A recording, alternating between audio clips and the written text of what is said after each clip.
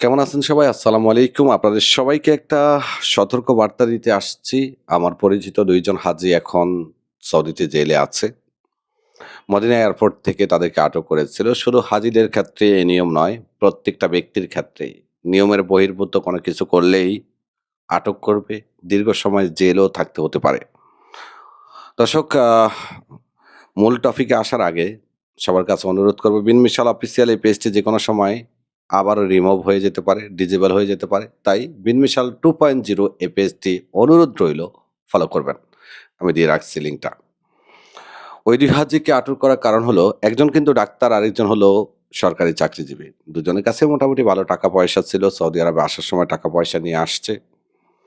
তো আসার সময় তেমন একটা সমস্যা হয়নি। কিন্তু যাওয়ার সময় সমস্যাটা তৈরি হয়েছে। কারণ তারা এত পরিমাণ জিনিসপত্র, স্বর্ণ অলংকার এবং নগদ অর্থ নিয়ে যাচ্ছিল, যেটা সৌদির কাস্টমসের এগেইনস্ট এ। তাদেরকে প্রশ্ন করেছিল, "এগুলো কোথায় থেকে আনছো? এত টাকা তোমরা কই পেয়েছো?" তারা বলছে যে, "আমরা দেশ থেকে আনছি।" তো সৌদি সরকারের নিয়ম অনুযায়ী কোনো ব্যক্তি সৌদি আরবে আসার সময় অথবা সৌদি আরব থেকে যাওয়ার সময় তার সাথে ৬০,০০০ রিয়ালের জিনিসপত্রের বেশি হতে পারবে না। ৬০,০০০ এর নিচে থাকতে হবে। এটা হয়তো আপনি বিশ্বাস নাও করতে পারেন, তাই আপনি সৌদি জাকাত অ্যান্ড কাস্টমস অথরিটি যে ওয়েবসাইট আছে সেখানে আপনি ভিজিট করতে পারেন। আমি স্ক্রিনে অলরেডি স্ক্রিনশট দিয়ে রাখছি, দেখতে পারেন। এখানে স্পষ্ট বলা আছে ৬০,০০০ রিয়ালের নিচে হতে হবে। এবার আপনি যান অথবা আসেন। এই ৬০,০০০ রিয়ালের জিনিসপত্র আসলে কিভাবে হিসাব করা হয়? এটা হলো সবথেকে মুখ্য বিষয়। হিসাবটা হয় আহ আপনার সাথে যা আছে, যখন কাস্টমস মনে করবে যে আপনার জিনিসপত্র অতিরিক্ত, তখন তারা সবকিছু হিসাব করবে। উদাহরণস্বরূপ আপনার হাতের আংটি থেকে শুরু করে আপনার আন্ডারওয়্যার পর্যন্ত বাজার মূল্য হিসেব করে তারা নির্ধারণ করবে সন্দেহ হলে। নগদ অর্থ, স্বর্ণ অলংকার, জিনিসপত্র, ইলেকট্রনিক্স আইটেম, কাপড়-চোপড় সব মিলিয়ে ৬০ এর উপরে যেতে পারবে না। ৬০ এর উপরে গেলেই আপনি কাস্টমসকে ঘোষণা দিতে হবে যে আমার কাছে এর অতিরিক্ত জিনিসপত্র আছে, এগুলোর ট্যাক্স আমি পে করব।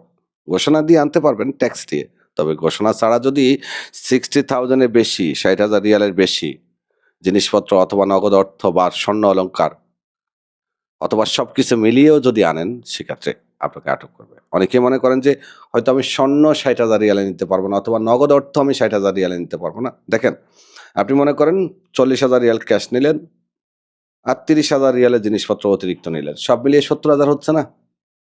আপনি নগদ অর্থ বহন করতেছেন এমন নয়। নগদ অর্থ দিয়ে যে জিনিসপত্র কেনাকাটা করছেন, সেটাও কিন্তু যদি তাদের টার্গেটের বাইরে থাকে তাহলে ট্যাক্সের আওতায় আসবে।